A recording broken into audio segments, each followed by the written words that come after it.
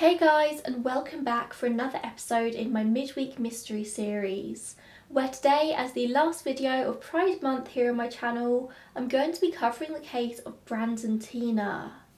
Now this is a solved case, and I don't often cover solved cases here, but I feel like it's an eye-opening story that we can all learn something from, and a huge part of this month has been about raising awareness of some of the issues faced by the LGBTQ+ community. You may have already noticed I have made this video a fundraiser. I've never done this before, so I hope I've done it right, but I just want to give back to the community in a more monetary way. So today we're going to be raising money for the Trevor Project, the leading American national organisation providing crisis intervention and suicide prevention to lesbian, gay, bisexual, transgender, queer and questioning young people under the age of 25. I'll leave the link down below to the Trevor Project website if you want to go and explore more of what they do.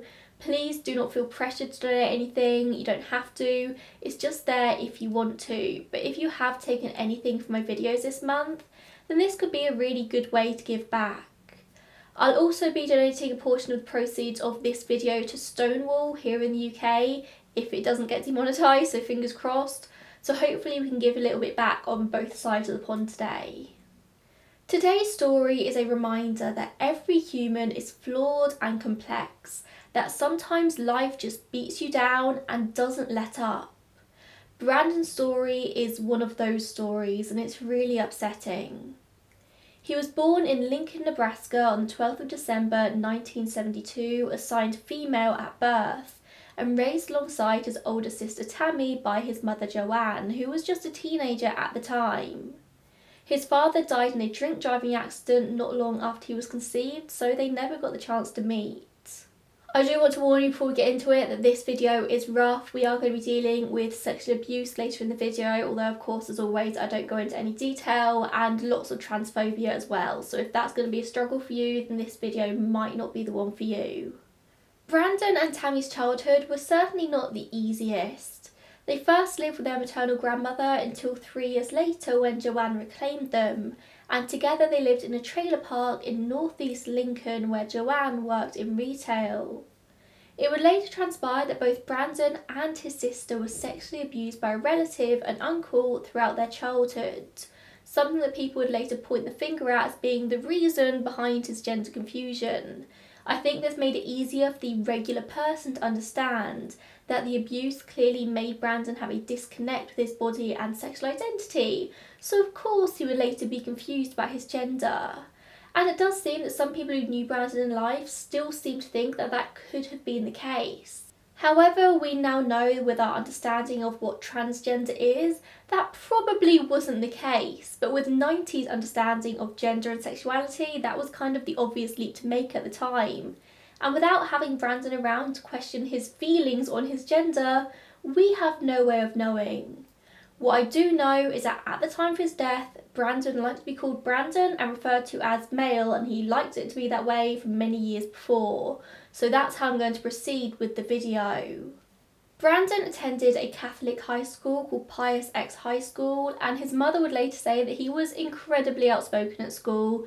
If the priest said one thing, he would say the other just because. He had dreams to become a commercial artist and was described by his mother as a tomboy. Now in any interview about Brandon, his mother refers to him as her and by his birth name. She never really accepted his gender as male whilst he was alive and always referred to him as her daughter. Now I'm sure this sparks anger in many of you, but I don't want you to think this makes her a bad mother. I think misguided maybe, but there's no denying the fight she eventually had to embark on to get justice for Brandon, and believe me, Joanne fought. She fought out of love for the want of justice for her child. She just calls Brandon she as she does so. This all happened back in the early 90s, during which time transgenderism, being transgender, wasn't understood as it is now, and it seems even Brandon didn't understand it himself entirely. Throughout this video we'll refer back to Brandon's own gender identity a few times, but don't mistake Joanne's ignorance as hatred. Brandon was described as a polite person, always mindful of others, considerate, and never talked bad of other people. Very much a tomboy as a child, as he grew into his teenage years, it became clear that Brandon's feelings around his gender were very complicated. He begins exploring this by breaking the school dress code by wearing more masculine clothes and arguing with priests over their views on abstinence and homosexuality. And eventually he begins stuffing socks in his underwear, and from there it all seems to snowball. He starts telling people that his name is Billy, and this would later become Brandon, which was his surname. He just sort of flipped his given first and last names around eventually. And he starts telling people that he was born intersex with both male and female genitalia. Now there is a good chance that this might genuinely be what Brandon thought that he was, female on the outside, but he clearly felt male. So perhaps intersex was the easiest way for him to explain it to both himself and others. He would later tell people that he was having a sexual identity crisis, which we can take to mean in reference to his gender rather than sex, but these words were kind of interchangeable in the 90s for the standard person. A lot of people just assumed that Brandon was a lesbian woman confused over his sexuality, but that was absolutely not the case. According to an article on outhistory.org, once when his mother asked him if he was a lesbian, his response was, "That's disgusting, I can't be with a woman that way. I love them the way a man does. It's like I'm really a man trapped inside this body." Brandon was not a closeted lesbian, he was a man. He would later tell people that he'd either begun the process or was about to begin the process of sex reassignment surgery, and that he was taking steroids to boost his transition. But that's if he mentioned anything at all.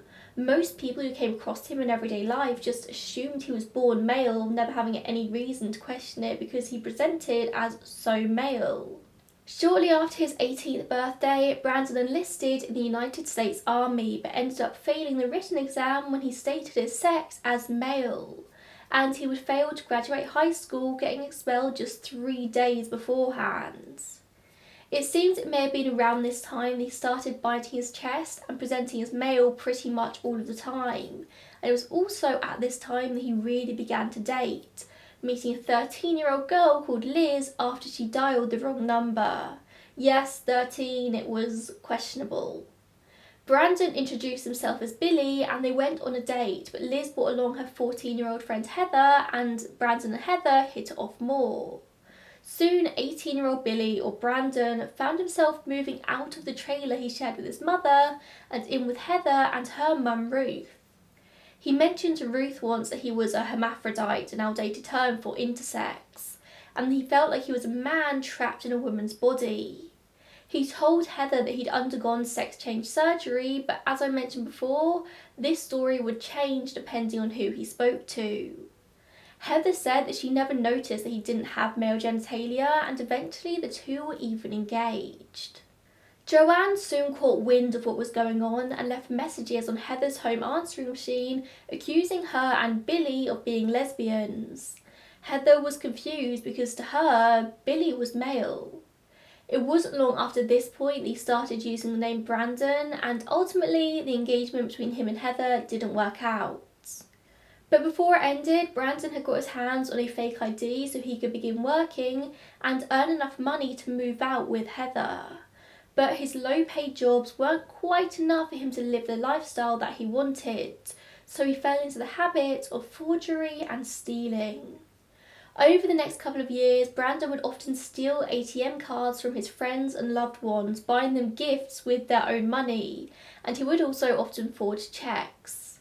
Some of these people were forgiving of his crimes, he was just misguided, they said, whilst others were not, and he slowly began to work up quite the rap sheet for theft. It began in Lincoln, first arrested on the 13th of March 1991 for possession of stolen property, for which he was found guilty, spent 3 days in jail and fined $500. But most of the charges against him would usually end up getting dismissed or just dropped. In October 1991, he was arrested again and had a huge fight with Heather about his gender. She wanted answers because there had been rumours flying around. In the aftermath of this argument, Brandon would swallow a whole bottle of antibiotics and ended up being rushed to hospital and was later admitted to the Lancaster County Crisis Centre in Lincoln. Brandon was placed under suicide alert for a week before being discharged and was apparently diagnosed whilst there as a transsexual with a personality disorder. The therapist told him he had a severe sexual identity crisis. After the end of his relationship with Heather, Brandon would begin to date a string of girls, but never hung around long enough for people to begin to gossip. There is a documentary about this case entitled The Brandon Teena Story, which is available on Amazon Prime Video here in the UK. Just an FYI, I have worked with Amazon Prime Video recently, but this is not sponsored, it just happens to be where the documentary is. But in this documentary, a number of his exes are interviewed. Some of them refer to him as he, some as she, some knew of his assigned sex, some didn't. One ex-girlfriend even claimed that Brandon got her pregnant, something which simply was not possible, but she didn't know that. And one story that each of his exes have in common is that they say he was the most wonderful boyfriend, that he really knew how to treat a woman and make her happy. He would shower them with gifts and love, unlike any other man they'd ever met. To them, Brandon was just your typical good-looking man, slightly short and small at 5'5" and 112 pounds, but he acted and spoke like a guy. He played cards and pool, he spoke about women, had a huge crush on Cher, and spoke about cars until it bored you, and he even shaved. In March 1992, he was convicted of second-degree forgery for forging more checks, and was actually sentenced to 18 months probation and psychological counselling, amongst other things. The counselling didn't quite work out, with the counsellor eventually stating that further therapy is unlikely to be of any help to Brandon. And being on probation didn't make him change his ways, continuing the petty theft in an attempt to spoil the women in his life to make others feel good. After Heather, he did actually get engaged once more, but this came to an end when his new fiancée realised that he'd bought the engagement ring with her own money. I might be wrong, of course, because obviously I didn't know Brandon in real life, but from everything I've researched, this just seems like somebody who was so deeply unhappy in himself, who wanted to make other people happy, and would do anything to do so. He was just misguided and got himself in trouble whilst he was doing it. Nothing suggests to me that he was, at his core, a terrible person. Towards the end of 1993, Brandon realised that he needed a change. Too many people back home in Lincoln knew the situation around his gender, and life was getting difficult for him there, with one source even stating there was a warrant out for his arrest. He'd committed one forgery too many. So he moves to a small town about 100 miles southeast of Lincoln called Falls City. In the documentary I mentioned previously, they described Falls City as a white town. They literally say that it was not a friendly place for anyone black or homosexual. If you were considered other, then you were straight up not welcome there, and people living there were unashamedly homophobic and racist. I would say transphobic too, had the residents had any concept of what being transgender was. But Brandon was fine at first when he moved there because he presented as a cisgender male, and nobody would have had any reason to question that.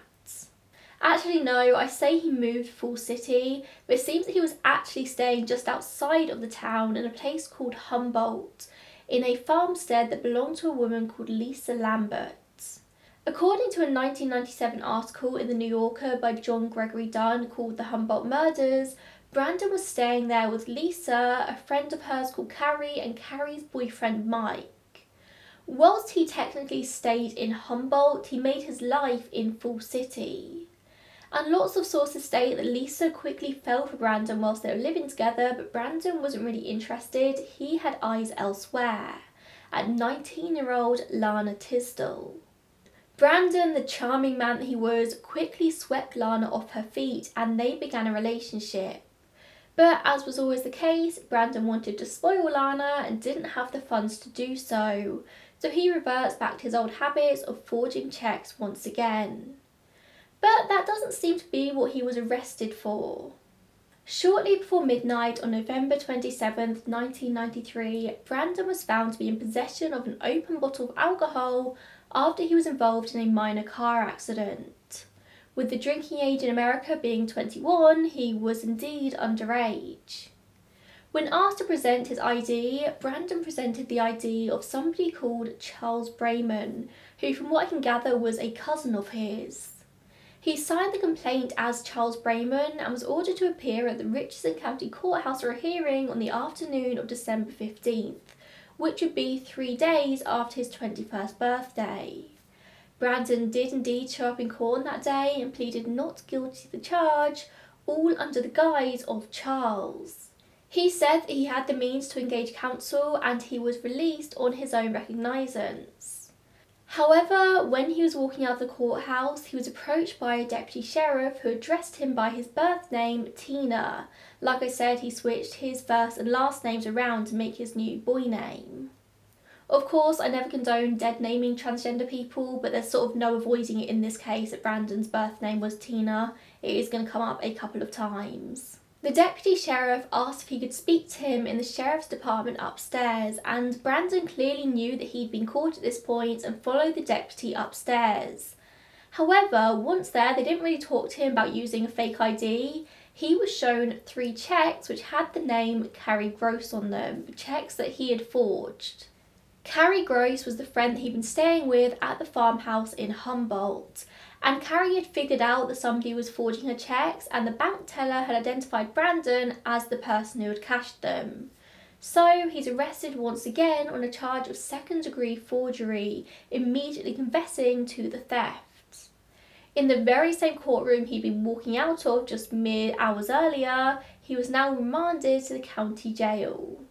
But of course, Brandon would be placed in the women's section of the jail, and this would set in motion the events that would ultimately lead to his and others' deaths. He was held in jail on a $2,500 bail and soon contacted Lana, his girlfriend, for help. Lana was confused as to why Brandon, her boyfriend, was in the women's section of the jail, but he told her that he was intersex and actively pursuing a sex change operation. A 10% payment was all that was needed to get Brandon out of the jailhouse, that's $250, and Lana was soon able to provide this using a blank cheque that her father had signed for her to get her hair done. As Lana was underage though, the bond agreement was actually signed by a friend of hers called Thomas Nissen, who was known as Tom to everyone. Tom and Lana had only met a few weeks beforehand it seems, but he was smitten with her and her friends. But now, out of jail on the 22nd of December, life was no longer straightforward for Brandon in Fall City. His arrest had been announced in the local paper, where he'd been identified as female and by his birth name, and the local sheriff, Charles Lowe, had also taken great pleasure in informing the town that Brandon was a woman. Everyone now knew he was not a cis man, and in a small place like Fall City, that was dangerous. Plus, it didn't help that Lisa Lambert had thrown him out of the farmhouse after his arrest, and he had nowhere to stay now, so he was just sofa surfing wherever he was welcome, which wasn't many places. On Christmas Eve, the 24th of December, a group of people were at Tom Nissen's house for a Christmas party, Tom Nissen being the one who had signed to get him out of jail.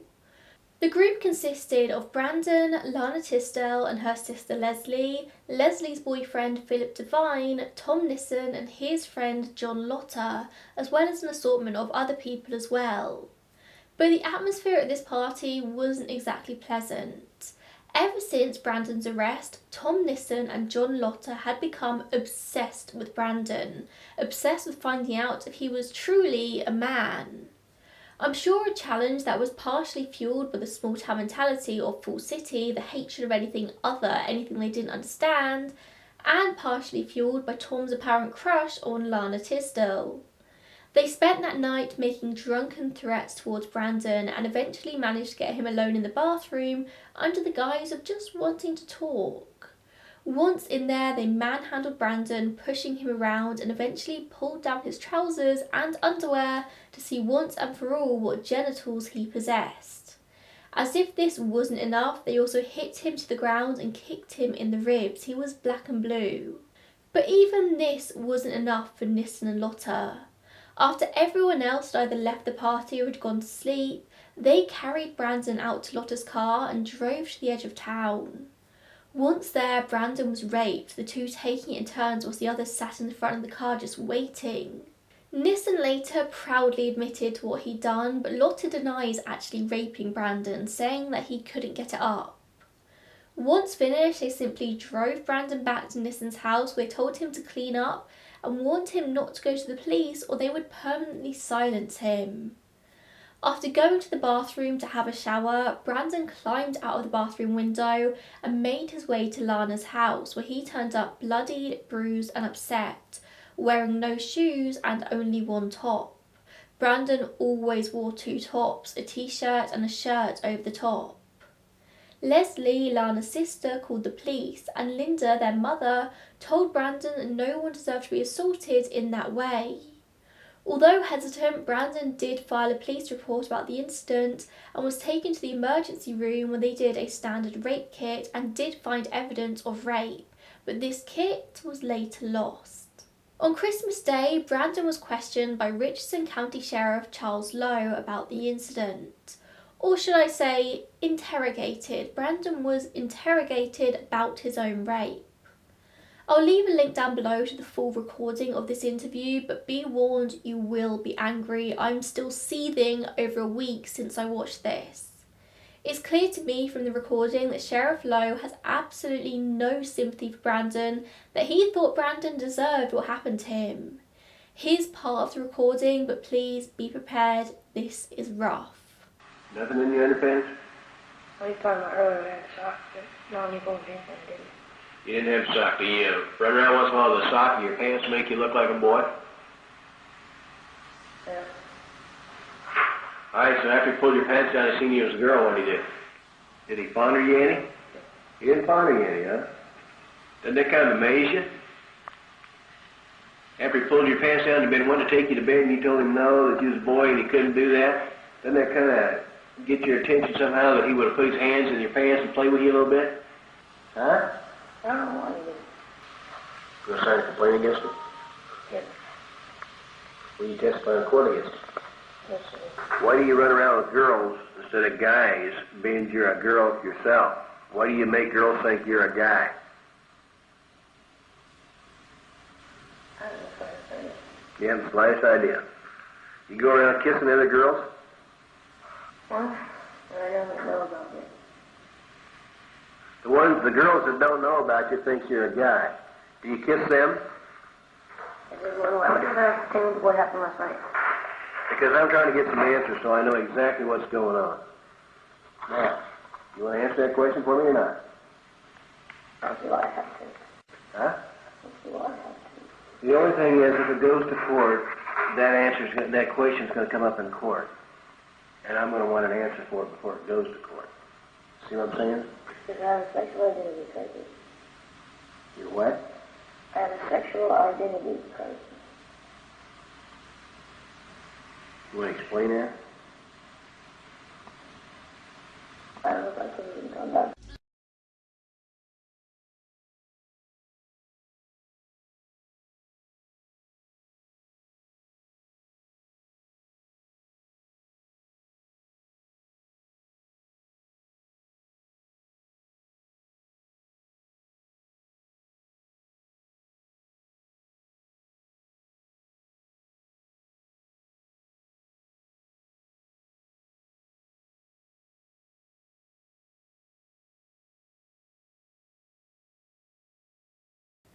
The fact that Lowe seems unable to fathom how a man could see female genitals and not immediately violate them, I think says all you need to know about who this guy was. Lowe sees Brandon's gender identity as deceit more threatening than rape. Brandon is immediately discredited, and this would have fatal consequences. Lowe's position of sheriff was one given to him to protect the citizens under his jurisdiction, and he failed spectacularly. He is directly to blame for what was to come. Leslie, Lana's mum, would later say that she at first questioned Brandon's story herself, even going over to Tom's house to warn him that Brandon was reporting the assault to the police, despite Brandon being warned that there would be fatal consequences if he did. She told Tom to dispose of any evidence, not believing for a second apparently that it was actually true. But when he immediately started cleaning in front of her, she realised that Brandon had been telling the truth about the assault. Immediately, Nissen and Lotta started searching for Brandon, willing to follow through on their threat to permanently silence him. And despite the clear accusations made in Brandon's interview towards Nissen and Lotta, it would take sheriff's deputies 3 whole days to pick them up for questioning. And even after questioning, Sheriff Lowe refused to have them arrested. Yep, zero sympathy in Charles Lowe's mind. It is clear that Brandon was the criminal to him here, that Brandon deserved what came to him for lying to everyone about his gender. That was worse than rape. Lowe would later be quoted as saying, "What kind of person was she? The first few times we arrested her, she was putting herself off as a man." And would also be quoted as referring to Brandon as it, not even human, it. Not worthy of following through on his reports. The Brandon Teena story documentary says that Nissen denied everything except saying that Lotta had beaten Brandon. Lotta admitted though to both the beating and the rape, but nothing was done even though he'd admitted to it. No arrest was made. The sheriff's deputy, John Larson, is also featured in the documentary, and he clearly also blamed Brandon rather than the perpetrators. It's really frustrating to watch. 4 days after the assault, Brandon's sister Tammy called the sheriff to ask why nothing was being done while the attackers were still walking the street, and the sheriff tells her to stop interfering. In his attempt to hide from Nissen and Lotta, knowing that they were now going to be on the hunt for him, Brandon manages to go back to stay with Lisa at her Humboldt farmstead, which was about 30 miles from Falls City. But this was a very small place, rumours flew, and Nissen and Lotta were able to find Brandon within just a number of days. Also living at the farmhouse at that time was Philip Devine. I mentioned his name earlier as the boyfriend of Leslie Tyndall, Lana's sister. Leslie had recently broken up with Philip and he needed a place to stay, so Lisa came to the rescue. Philip was 22 years old, a disabled black man, having been born 2 months prematurely, and his legs hadn't formed properly, so he wore a prosthetic leg, as well as having scarred lungs and a damaged heart. Following his split from Leslie, he was waiting for his mum to forward him some money so he could catch a bus back home to Iowa. Philip was simply at the wrong place at the wrong time, staying with Lisa. I don't know what Brandon's plan was from here, as he couldn't return back to Lincoln as he had a warrant out for his arrest, nor could he really stay in Falls City. I'm sure he was attempting to come up with a plan, but it didn't matter in the end. At around 1 a.m. on December 31st, 1993, Lotta and Nissen made their way to the farmhouse after Linda told them where to find Brandon. They broke in, finding Lisa in bed, and Lisa was actually a mother to an 8-month-old baby, a boy called Tanner. In fact, it seems upon his original arrival at Lisa's, Brandon had even offered to adopt Tanner to help Lisa raise him, and this wasn't the first time that Brandon had offered to adopt and help raise struggling friends' babies. Some sources state that Lana travelled with Nissen and Lotta to the farmhouse that night, and she waited in the car whilst they went inside, but she denies that, and there's nothing to really prove it. The following account of what happened in the house comes from an article entitled The Brandon Teena Story by Catherine Ramsland. It was the only article I could really find that detailed a timeline of events here, but I am aware it might not be 100% accurate. But it did go something like this. On December 30th, Lotta and Nissen had driven to Rouleau, Nebraska to visit Nissen's mother, where they signed power of attorney of Nissen's youngest child over to her with no explanation. They then drove to a friend's house called Eddie Bennett, where they stole his gun. So everything here was pre-planned. They knew they were going to kill Brandon, and they knew they were probably going to go to jail. Upon arrival at the farmhouse at 1 a.m. on the 30th of December, John Lotta kicked down a door to gain access to the house, and immediately headed into Lisa's room where Tanner was in his cot and Lisa was in bed. They demanded that Lisa tell them where Brandon was, but she refused. But they soon found Brandon hidden under blankets on the floor at the foot of the bed. The only people alive who know the true story of what happened that night are Lotta and Nissen. But it seems that Brandon was pulled up by one of the men and the baby woke and started crying in the commotion. Nissen would later say that he turned towards the baby, and when he looked back, Brandon was lying on the bed clutching his stomach, having been shot. Not satisfied that Brandon was dead though, Nissen asked Lotta for a knife, which he then used to further stab Brandon in the stomach to ensure his fate. Lisa apparently screamed, "Why are you doing this?" to which Nissen handed her the baby before John shot her in the stomach. They then placed the baby back in the cot and asked Lisa if anyone else was in the house. In her panic, she answers yes, Philip Devine. Lotta goes off to find Philip and returns with him shortly in tow. They shoot Lisa again, and Philip is understandably hysterical, saying that he won't tell anyone if they just leave. But instead, they take him into the living room and tell him to sit on the sofa. According to Tom, John then shoots him twice before returning to Lisa's room and firing a few more shots. The two then leave and toss the gloves and weapons into the river. Although it was freezing cold and unbeknownst to them, the items just sat on the icy surface, waiting to later be discovered by officers. The bodies wouldn't be discovered until 9 a.m. the next morning, when Lisa's mother, Anna May Lambert, went to visit her daughter. She knocked on the door and was confused when there was no response, but she could hear Tanner crying inside, so she lets herself in. There's an interview with Anna May in the documentary that I referenced earlier in this video, and honestly, Anna May comes across as just as unfeeling as the rest of them. It seems that Falls City residents have a real hard time sympathising with anyone in this story, apart from perhaps Lotta and Nissen, which is baffling.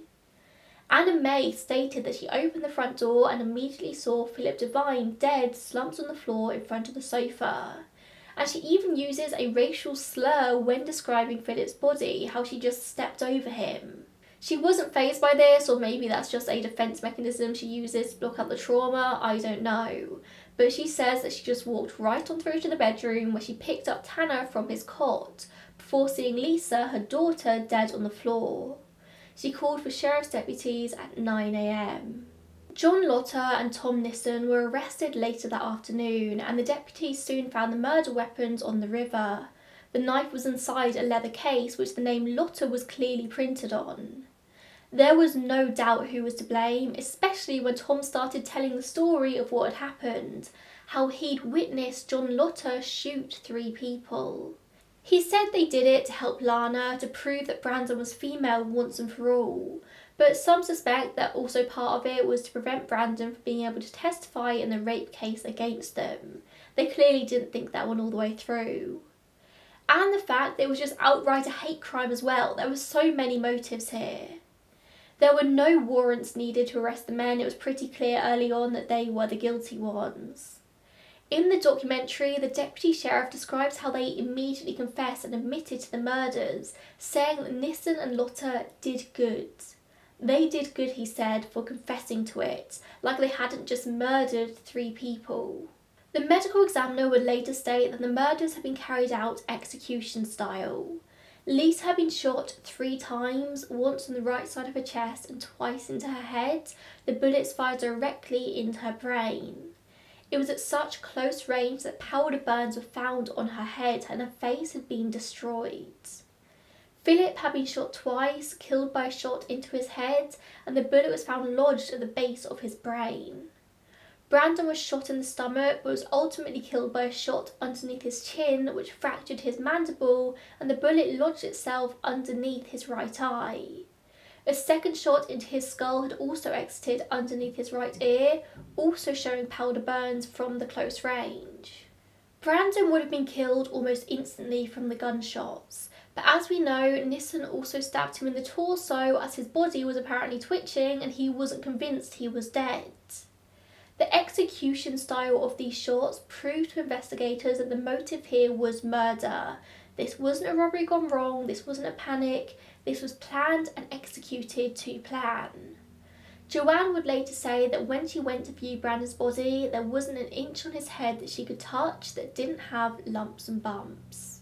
In the aftermath of Brandon's death, newspapers across the country ran headlines blaming Brandon's gender identity as the reason he was murdered. Not blaming the rapists and murderers, but instead making statements like death of a deceiver, deadly deception, Teena Brandon's double life may have led to triple murder, and crossdresser killed 2 weeks after town learned her true identity. There was very little sympathy both in Fall City and the media. The general consensus was that if he'd never lied about his identity, then he wouldn't be dead. It was the definition of victim blaming. Brandon was other. He deserved what came to him. 3 people died because 2 men were scared of something they didn't understand, and fear is a very powerful motive. Brandon Teena died for his gender identity. He died to be a man. He probably would have had a much easier time in life and would still be alive today if he'd denied who he was, if he'd bent to society's will, but he refused. He lived his life authentically, if not entirely abiding by the law, and for that, he lost his life. The trial of Thomas Nissen began in February 1995, and it was pretty obvious that he was guilty. I mean, he'd already done an interview with Playboy magazine in which he confessed to both the rape and his part in the murder. He was a defence attorney's worst nightmare. But despite this, the jury actually struggled to find him guilty of first-degree murder, because it seemed that John Lotter was actually the one who'd fired the shots. Despite the multiple confessions, the jury deliberated for 18 hours, and in the end he was convicted on the 3rd of March 1995 of the first-degree murder of Brandon Teena and the second-degree murders of Lisa Lambert and Philip Devine. Then he was to await his sentencing, and the death penalty was very much on the table. John Lotter's trial was to begin on the 15th of May 1995, and the case against him wasn't quite as simple as you'd expect either, despite them literally having found the murder weapons, including a knife and pouch inscribed with his name.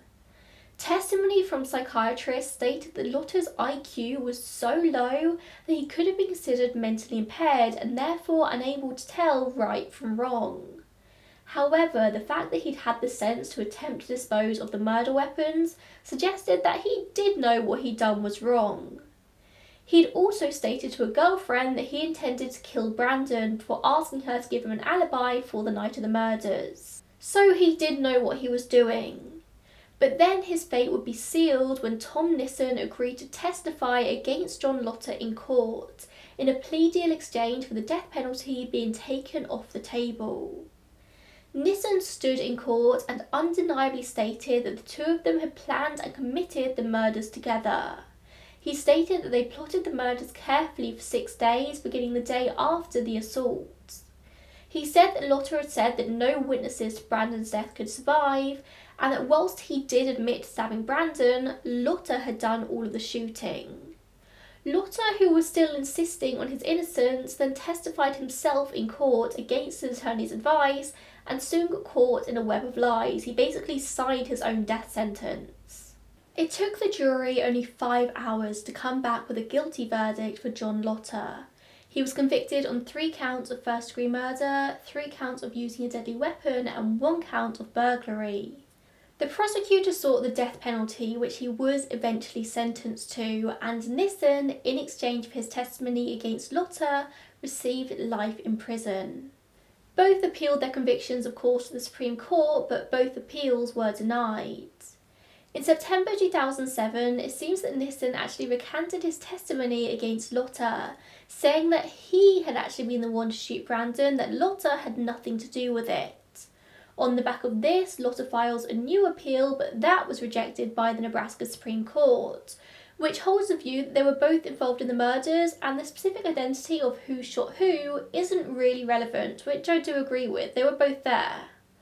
Lotter has continued filing appeals, it seems. The last one was denied in January 2018 by the US Supreme Court. He remains on death row and has now received a lung cancer diagnosis. In the aftermath of the murders, Joanne Brandon embarked on a mission to get further justice, not satisfied with the physical murderers just being in prison. This went much deeper than that for her. and she sued both Richardson County and Sheriff Charles Lowe directly for failing to prevent Brandon's death as well as being an indirect cause of his death. Joanne argued that had Lowe actually allowed his deputies to arrest Lotta and Nissen for the rape, a crime that they were undeniably guilty of, then Brandon would never have been murdered. Lowe's negligence and mishandling of this case resulted directly in murder. Not only was his questioning of Brandon after the rape disgustingly dismissive, but he also protected the perpetrators. Lowe said that he was just trying to avoid jumping the gun and compromising the case, and the lower court did originally dismiss Joanne's case before the Nebraska Supreme Court reinstated it. Because it turns out that not only did Lowe fail to arrest Nissen and Lotta, he had actually informed them of the complaint and then failed to protect the victim. The justice said Lowe laid an essential link in the chain that led to the victim's death. The lower court did eventually concede and awarded Joanne part of the monetary reward that she was asking for, so just 15% of the $80,000. 15% was the amount they calculated the county to be at fault. Joanne received just $17,000 for the death of her child. However, the Nebraska Supreme Court later ruled that Lowe was negligent, and his tone in the tape-recorded interview was demeaning, accusatory, and intimidating. They awarded Joanne the full $80,000 for mental suffering, plus $6,200 for funeral costs. And then months later, the same judge then awarded Joanne the additional $12,000, $5,000 for wrongful death and $7,000 for the intentional infliction of emotional distress. All of this together came to less than $100,000, which is still a very poor payment for such a messed up case. After this case, Lowe was not re-elected as Richardson County Sheriff. I'd like to say this is because people were outraged at his handling of this specific case, but sadly I doubt that's true. Although it is worth saying that Randy Hauser, who was the sheriff back in 2013, said to Stephanie Farrington in 2013 for an article with The Atlantic that even at the time of this, many law enforcement officials thought that Lowe's behaviour was appalling, and he said that things have changed in the 2 decades since.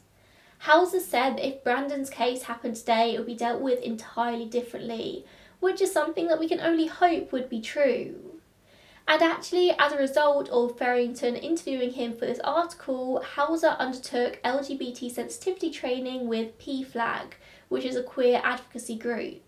So I think that is promising that things have improved since 1993.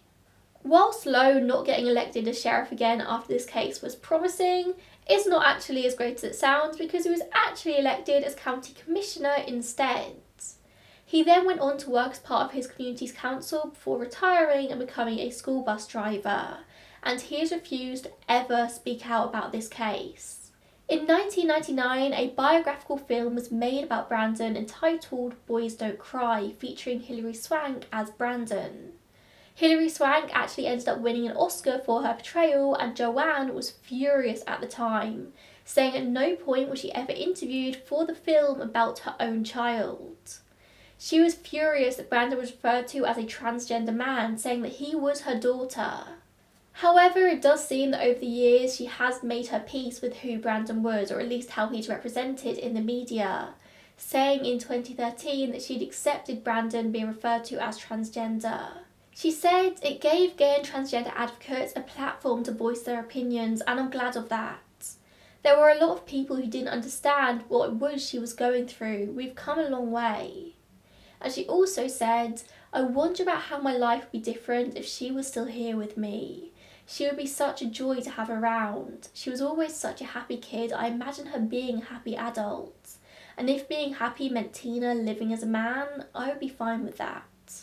I think this case shows clearly why education and exposure is so key to acceptance and understanding. Nissen, Lotta and Lowe were all terrified of what they didn't understand, unable to comprehend anyone wanting to live a different life to them, raised in a small town with a small town mentality.